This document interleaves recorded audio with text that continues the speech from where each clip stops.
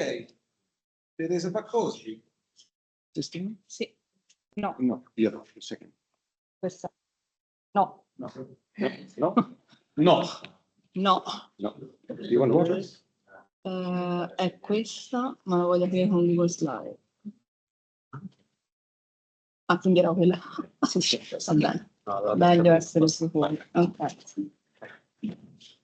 Okay, so thank you very much. I'm Teresa Paccosi, and I'm going to talk a little bit about this weird topic, which is the automatic extraction and diachronic analysis of olfactory language, so the language related to smell. So what I would like to see is, so I'm talking about a specific domain, which is the olfactory domain, but what I would like to do is to see a methodology that can be applied to also different domains. So I go through the research question I use to deal with this specific domain, but the idea is to have, so how we can formalize and recognize smell events, so the language we use to describe our experience of smell in text. And so I'm going to talk about the way we formalize that. So how we can use this formalization to implement a model to automatically extract this kind of information. So will be the implementation part. And then I show you how we use this model to deal with a specific case study, which is how the way we talk about smell has changed over time. So the first research question is how we can capture the semantics and contextual information of smell, because the idea was to deal with smell experiences in a way which is the most comprehensive as possible. So to do that, we use frame semantics, because frame semantics is a way to model meaning, taking into account not only specific words, but also all the semantic roles that contribute to create these events. And specifically, these triggering words for the frames are called lexical units. So are words that unambiguously trigger the event. In this case, for instance, pays triggers the event of commerce pay. So to understand the meaning of pay, I need to have an idea of how the commerce scenario works. So the fact that there is a person that sells something, someone that buying something, what is buying is the goods, etc. So these semantic roles that activate and contribute to the event are what we call the frame elements. So frame elements, frame semantics, and specifically the repository that was created of frames, so FrameNet, was created with a general purpose in mind.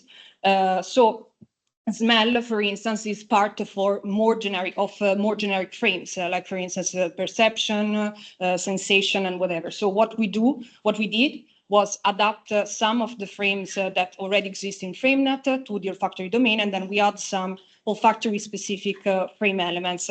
So in this case, you see smell word is what we previously called lexical unit, and then the different roles, so perceiver, smell source, which are specific to the domain of olfaction. Then we annotate a series of documents with this schema. Here you see a screenshot of the tool we use, which we are going to see tomorrow in the tutorial. So the final data set is composed of 85 documents for English and 85 for Italian, which cover a period that goes from 17th century to 20th century, covering different genre and domains. So the idea was to create a benchmark which is as general as possible in capturing olfactory events. And this is the agreement we compute, which is there. So this is the final data set that we wanted to use to implement the model. So yeah, just to have an idea of the data we have. So after we created the benchmark, we decided to, the idea was how we can automatically extract this kind of information, and we wanted to explain the benchmark. So to possibly have a semi-supervised or supervised approach to extract this kind of events. So we train a model with our data set, and we test a series of transformer-based models, specifically BERT and historical BERT, so MacBERT, for English. And for Italian, we have multilingual BERT, so multilingual version of BERT, and historical BERT for Italian, which is Bertoldo. So what we basically do, so here there is Optimus Prime that represent the transformer-based models, and Machamp, which represent the toolkit we use for the classification, because it stands for massive something, I don't remember, amplified multitask classification. So the approach we used was a multitask learning. So what we did was basically to train the models with our benchmark, fine-tuning the models on the benchmark, and then we apply to raw documents, and this is the type of information we extract with the models.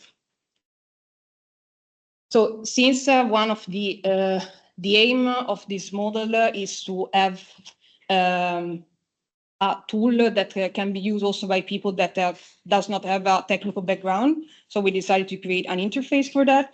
As you can see, this was part of a bigger project, so I mainly work on English and Italian, but there are 7 languages in this demo. And so basically you can give a text of maximum 1,000 tokens in this demo. And this is the type of information you extract. And you can also download the output in this Excel file.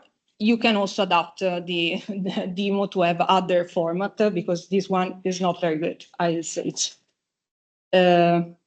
So last part is we have this model. So we created a benchmark. We have the models, what we can do with these models. And we decided to apply the model to a historical case study, which was and a linguistic one, basically, which was we can use this model to automatically trace the way we talk about smell, the way we talk about smell have changed over time. So what we decided to do was, so diachronic analysis of olfactory language through the way we through looking at how the way we talk about smell sources, so the object of the olfactory experience, have changed over time. So as Jachi told about semantic change the other day, what we did was adapt modeling of semantic change to our case, which we call perception shift. So what we did was, instead of looking at how the meaning of a word changed, we wanted to see if the way we model semantic change can be applied to our case, so how the perception of another change. Since we work with textual data, we started from the assumption that the way we perceive specific smells, it is a mirror in a way we talk about this smell. So this is the assumption from which we start. So in the first study, we decided to, so we extracted with our model a series of data that you can see here. So we have these sentences, smell sentences and smell source and qualities. It's important to realize that every time to be sure that we are talking about an object, the object of an experience of the smell, what the model does, it extracts these objects, which can be random. So it can be tea, coffee, tobacco, but it extracted these objects only when they are part of a smell event. So we are sure that we are talking about and we are looking at smelly objects. So what we did was extracting the data, dividing in 2 periods, according to a threshold that was decided with historians. So a threshold of, we know that is a period in which the way we perceive smell have changed in general in the English society. And what we have obtained is we train embeddings on the first period and on the second period, and then we see, according to this threshold, where the smell sort that changed the most.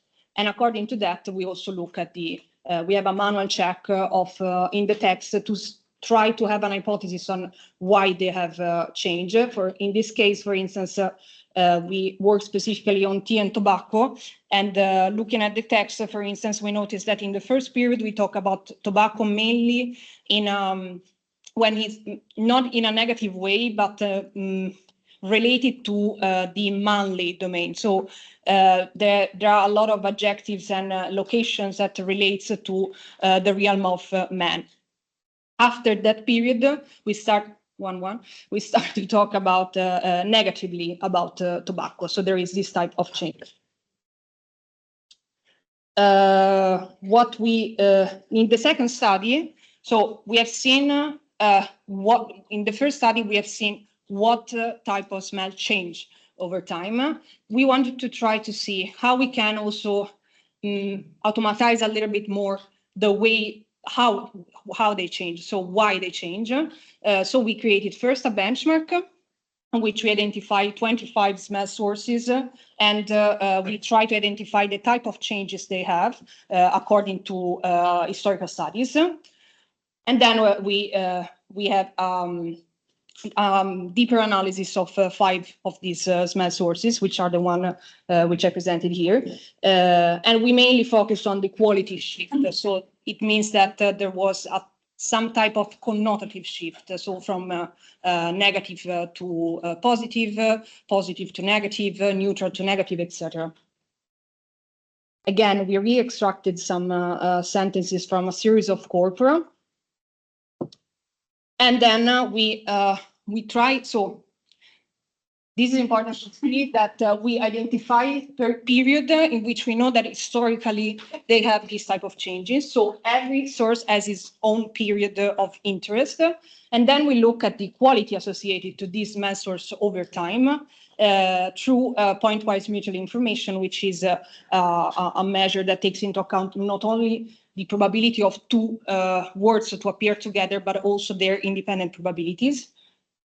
And just to have an example, so what we have seen is that, for instance, this methodology is able to capture actually these type of changes, because the case of ozone, which is not very well known, is very interesting, because ozone was used only in this period to talk about the smell of electric experiments. But after that period, is used to talk about the healthy properties of mountainous air. So this is very it is very electrical, is only in that period. But after that period, we use the word ozone no more to refer to smells, but mainly to refer the ozone depletion phenomenon. So to weather or atmospherical related topics. And you can see it here because we have a baseline in which we train, we look at the PMI, most frequent PMI associated qualities without the quality tag set. So we know that these are the adjectives that are related to these words, but not in the olfactory domain. And as you can see, it's not that ozone is no more present in our corpus, but the adjectives are related to another domain. So to conclude, we try to answer the first question with a comprehensive framework using frame semantics to capture olfactory events. We implemented with a system and an interface to automatically extract this type of information from text. And then we apply this model to using different methodology to try to capture how these smells have changed over time. Thank you very much.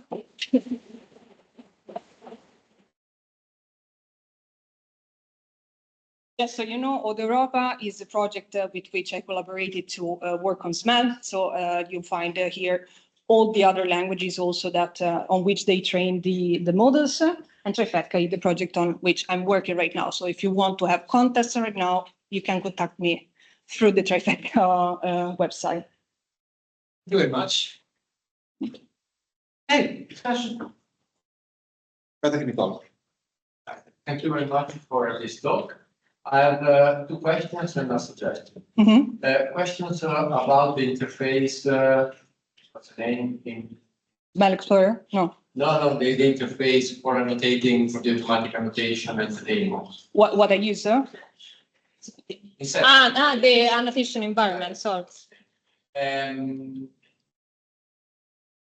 This one?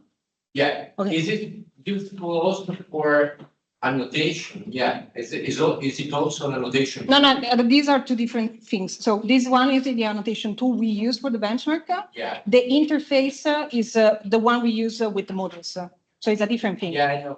My question is what exactly if inside the big inception tool there is also an annotation tool. Yeah. Yes. Yeah. Is it available? Inception with these labels. Yeah. We have the project. I think is in Zenodo, so you find the zip with everything basically.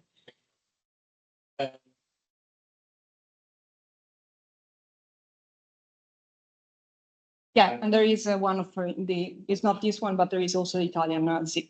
Yeah. What about frame elements? Did you extract also frame elements automatically or only the targets? No, all. So we have a data set with all the extracted elements. Yeah. The scores of accuracy are completely different. So of course, like for instance, smell word quality and smell source are very good. Because we use a multitask. So in the share representation, these are also the subject, verb, object. It's very easy to extract them, basically. Other types, like circumstances or evoked odorant effect, they have an entire span of sentences. So it was very difficult to extract them. So we have it, but the accuracy is like around 40, 45. Not very good. One suggestion. It's very dangerous to use pointwise mutual information for such a very rare words. Yeah. Because, it depends on frequency and I didn't attacks concurrencies tends to be jumped up by pointwise mutual information. That's the reason why we set a threshold. So I didn't talk about it, but normalized. Yeah, no, but this is also the frequency we use for the PMI. We set a threshold on the frequency of terms around 100, I think. So at least 100 terms. Yeah. So because we have a lot of data actually, so that's the thing. So we set a threshold to try to deal with this. Yeah, with 100 is perfectly fine. Yeah, no, exactly. No, but I think another thing we can do is to try with more, because we use this corpus, which is very big. And it's very general. So we cannot actually isolate. One of the limitations of this study is that we cannot isolate the jar, which probably is one of the reasons why there are such change sometimes. So I think that if we try on more specific jar, we need to normalize it in another way, because it's impossible to have 100 combination. Yeah. So yeah. I have a question about the corpus you selected.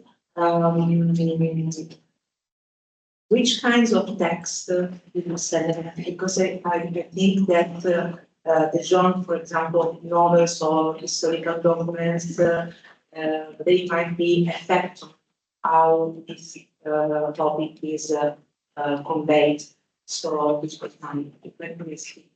This is the reason, as I said, one of the limitations of this study is that with the idea to be as general as possible in capturing olfactory events, we use a corpus that was in which the only aim was to have more instances of olfactory events as possible.